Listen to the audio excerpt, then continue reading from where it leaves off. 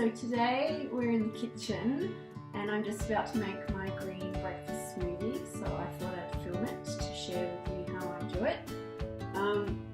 It's pretty simple. It's quite often my breakfast, especially if I'm going somewhere or I'm going to work or I've got to have something quick.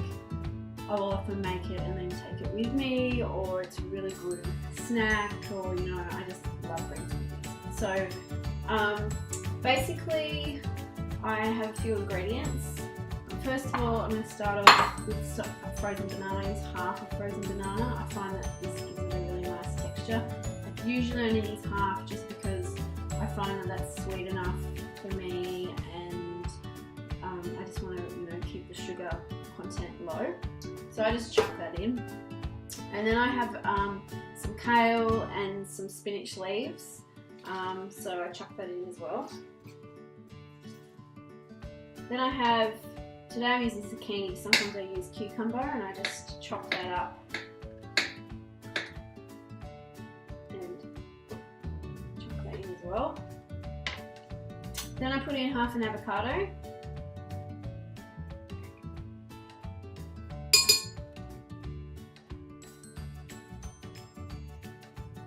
And I put in some lime juice, give it a bit of a zing.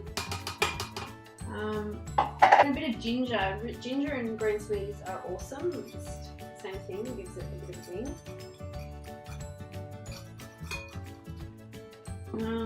And then I have an egg, and I'm putting this in for a bit of protein. My advice with this though is if you are taking a green smoothie on the road, don't put a green egg, don't put a raw egg in it, because it will start to cook a little bit and completely ruin your smoothie. I did this once and it turned me off putting eggs in my smoothie for ages. But if you're going to do it straight away, do the egg. If you're going on the road, I'd put in soak some nuts and put some nuts in, just so you get a little bit of protein in your smoothie. You can use protein powders, but I'm not really big into protein powders.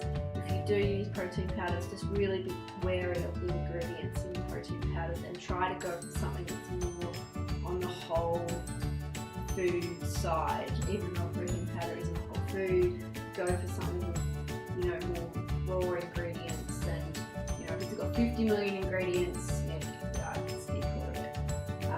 So I'm just going to crack that egg in.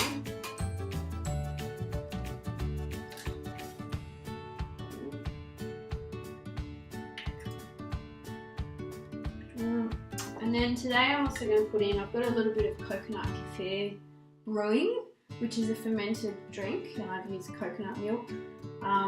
You can use normal coconut cream or coconut milk or coconut water. They all go really well with smoothies, but today I'm going to use a little bit of that, so I get a little bit of fermented goodness. It's a little bit, it is quite, has a bit of a sour taste, so I don't use too much. And then I'm putting in a little bit of kelp, which is for my iodine levels. So I put in 2 scoops of that.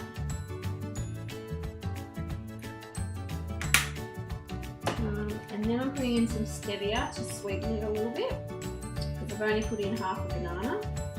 You might not need this if you want to put in a little bit more fruit, but because this actually doesn't have any stevia, there's a plant, and it doesn't actually have any effect on your blood sugar levels, and it's natural.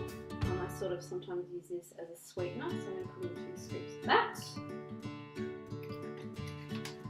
And then I'm just going to put some more water in.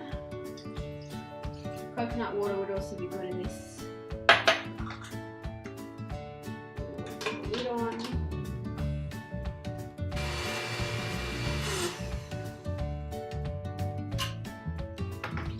And then when I make it, I often actually just taste it to make sure that it doesn't need anything else. Oh yeah, that's good.